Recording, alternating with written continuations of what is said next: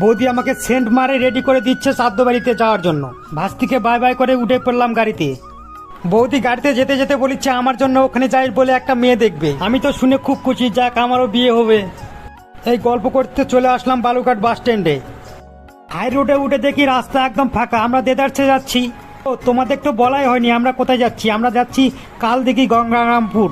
আমার এক পিস্তাতো বোনের বাড়ি, তার শ্বশুর মশাই মারা গেছে, আজকে তার শ্রাদ্ধ। রাস্তাতে যেতে যেতে প্রচন্ড রোদে গাড়ি থামিয়ে খেয়ে নিলাম কুশারের রস। কুশারের রস খেয়ে আবার রওনা দিলাম রেল লাইন পার হয়ে আমার বোনের বাড়ি। এই তো তোমাদের সাথে গল্প করতে করতে চলেই এসেছি। ও মা, গিয়ে দেখি আমাদের আত্মীয় স্বজন সব আগে গেছে। দেখে তো তাদেরকে আমি খুব খুশি। তাদের সাথে কিছুক্ষণ গল্প করে এবার চলে গেলাম খেতে। আমার এই বোনটা যাচ্ছে যে এই বোনটারই শ্বশুরমশাই মারা গেছে। এবার ঢুকে পড়লাম প্যান্ডেলে। যাই হোক, খেতে তো হবেই। দাদা বৌদি ভাস্তির সঙ্গে খেতে বসে পড়লাম। এদিকে আমার ভাগনা বলিচ্ছে কি ব্যাপার আমাদের ভাত দিচ্ছে না কেন। ভাগনার কথায় ভয় পেয়ে ক্যাটারিংওয়ালা ফটাফট ভাত ডাল নিয়ে চলে আসলো। খাওয়া দাওয়া কমপ্লিট করে উঠে পড়লাম, বাড়ি তো যেতে হবে। এদিকে পিছনে ঘুরে দেখি মামি মিষ্টি চাপিয়ে যাচ্ছে। এদিকে বোনকে টাটা করে বোন জামাইকে বাই করে গাড়িতে উঠে পড়লাম।